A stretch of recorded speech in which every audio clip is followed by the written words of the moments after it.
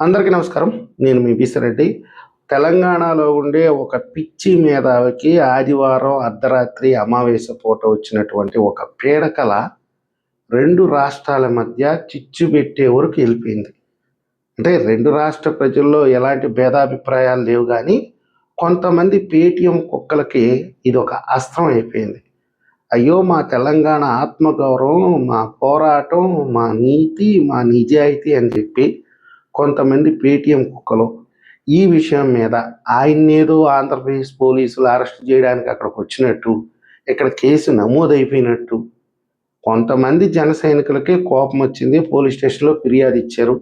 వెంటనే పవన్ కళ్యాణ్ గారు స్పందించారు. ప్రభుత్వం కూడా స్పందించింది.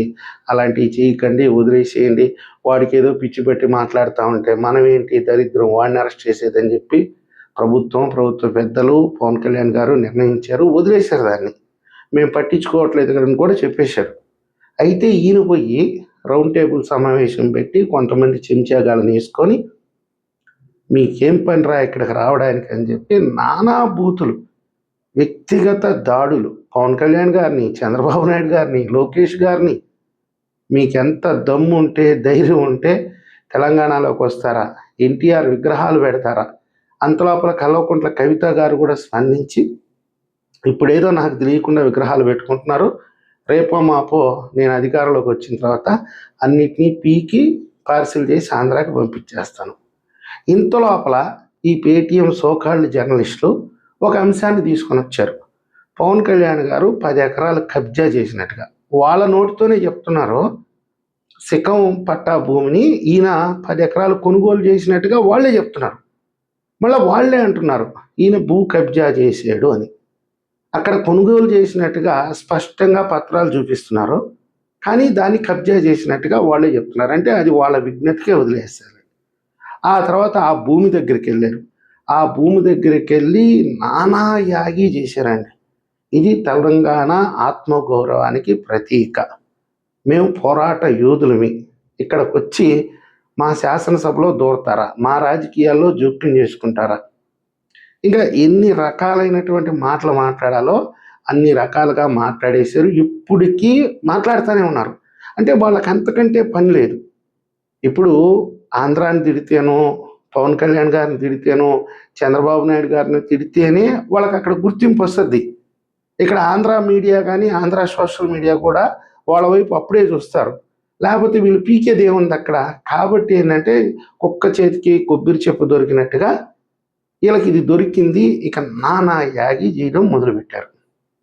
ఇంతలోపల మన ఆంధ్రప్రదేశ్కి చెందినటువంటి వినుకొండ మాజీ శాసనసభ్యులు బొల్లా బ్రహ్మనాయుడు గారు దాదాపుగా 1500 కోట్ల రూపాయల ఆస్తిని దొంగ పత్రాల ద్వారా ఆయన సొంతం చేసుకోవడానికి ప్రయత్నించినట్టుగా అక్కడ ఉండేటటువంటి ఎంఆర్ఓ కంప్లైంట్ చేస్తే ఆయన మీద పోలీసులు కేసు నమోదు చేశారు తెలంగాణలో. ఒక 4 రోజులు ఆయన కోసం వెతికి కాంచీపురంలో ఎక్కడో ఉంటే ఆయన తీసుకుపోయి అరెస్ట్ చేశారు. మరి ఈ బాట్కో గాళ్ళకి ఇప్పుడు తెలంగాణ వాదం అనేది గుర్తు రాలేదా? వీళ్ళు ఇంకా అక్కడ చట్టబద్ధంగా బతుకుతున్నారు. వాళ్ళు సొంతంగా వ్యాపారాలు చేసుకుంటున్నారు, వాళ్ళ సొంత ఆస్తులు ఉన్నాయి. వాళ్ళు ఏదో శనివారం ఆదివారం అది కూడా వీలుంటే పోతున్నారు వస్తున్నారు. కానీ వీడు అక్కడ 1500 ఎకరాలు కబ్జా చేస్తే ఈ తెలంగాణ వాదులకి మాత్రం ఈ విషయం గుర్తుకు రావట్లా. ఎందుకని? అతను వైఎస్ఆర్సీపీ ఎమ్మెల్యే, మాజీ ఎమ్మెల్యే. అతన్ని విమర్శించడానికి ధైర్యం చాలట్లా. దీన్ని బట్టే అందరూ అర్థం చేసుకోవాలి, వీళ్ళందరూ కూడా వైఎస్ఆర్సీపీకి అమ్ముడు పోయినటువంటి తెలంగాణ వాదులు. నేను ఒక 2-3 వీడియోల్లో కూడా తెలంగాణ ప్రజలకి విజ్ఞప్తి చేసుకున్నాను. వీళ్ళు అనవసరంగా రెచ్చగొడుతున్నారండి. వీళ్ళు ఆంధ్రప్రదేశ్కి చెందినటువంటి ఒక రాజకీయ పార్టీకి అమ్ముడు పోయినటువంటి వ్యక్తులు. 1500 కోట్ల రూపాయల భూమి అంటే అది చిన్న విషయం కాదు కదండి. కనీసం ఈ రోజు వరకు కూడా ఈ విషయం దాదాపుగా 4-5 రోజుల నుంచి జనాల్లో చర్చ జరుగుతుంది. కానీ ఈ సోకాల్డ్ తెలంగాణ వాదులు కానీ, ఈ పేటీఎం జర్నలిస్టులు కానీ ఆ మాజీ ఎమ్మెల్యే గురించి, ఆ దోపిడీ చేయాలనుకున్నటువంటి 1500 కోట్ల రూపాయల ఆస్తి గురించి కానీ నోరు తెరిచి మాట్లాడట్లా. పవన్ కళ్యాణ్ గారు 10 ఎకరాల ఆస్తి దగ్గరికి మటుకు పొలోమని పరిగెత్తుకుంటూ పోయి అక్కడ వీడియోలు చేసి అక్కడ రాళ్ళు ఉన్నాయి, నీళ్లు ఉన్నాయి, బీరు బాటిళ్ళు ఉన్నాయి, అక్కడ కంచి ఉంది, ఇక్కడ ఆవులు ఉన్నాయి, ఇంత వివరించి చెప్పారు కదా. మరి బొల్లా బ్రహ్మనాయుడు గారు చూసినటువంటి భూమి దగ్గరికి పోయే దమ్ము ధైర్యం లేదంటారా? ఇదే మీ తెలంగాణ వాదం? ఇదే మీ తెలంగాణ ఆత్మగౌరవం?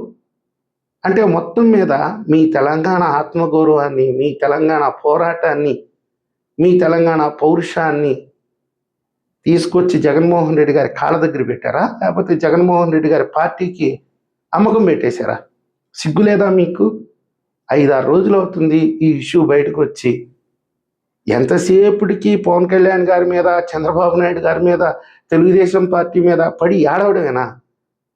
వాస్తవంగా చెప్పాలంటే మీ ఆత్మగౌరవాన్ని జగన్మోహన్ రెడ్డి గారి కాళ్ళ దగ్గర పెట్టారు. మీకు దమ్ము ధైర్యం ఉంటే ఇప్పుడు నిలదీసి జగన్మోహన్ రెడ్డి గారిని ప్రశ్నించండి. ఇలాంటి దొంగలకి, దోపిడీదారులకే నువ్వు ఎమ్మెల్యే టికెట్ ఇచ్చి అక్కడ గెలిపించింది?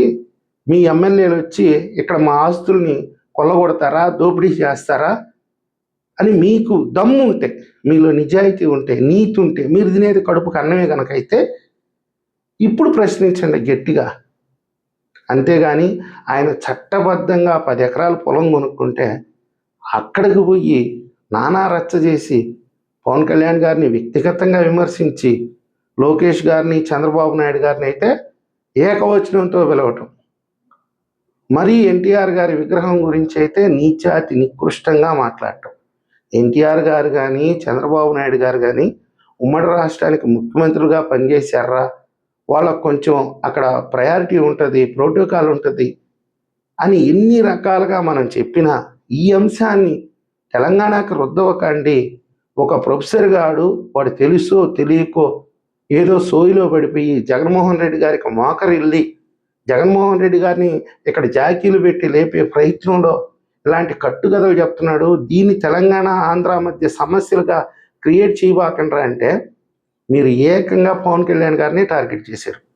ఈరోజు వైఎస్ఆర్సీపీకి చెందినటువంటి ఒక మాజీ ఎమ్మెల్యే 1500 కోట్ల రూపాయల ఆస్తి దొబ్బడానికి ప్రయత్నిస్తే మీరు అమ్ముడు పోయి జగన్మోహన్ రెడ్డి గారి బూట్లు నాకే స్థాయికి మీరు దిగజారిపోయారంటే ఎందుకురా తెలంగాణ ప్రజల పొరుగు ప్రతిష్టల మంట గలపడానికి మీరు అక్కడ చేరి బతకడం? చెప్పండి. ఆ బతుకు బతికే కంటే ఎక్కడన్నా బొచ్చి పట్టుకొని అడక్క తింటాం మేలు కదా.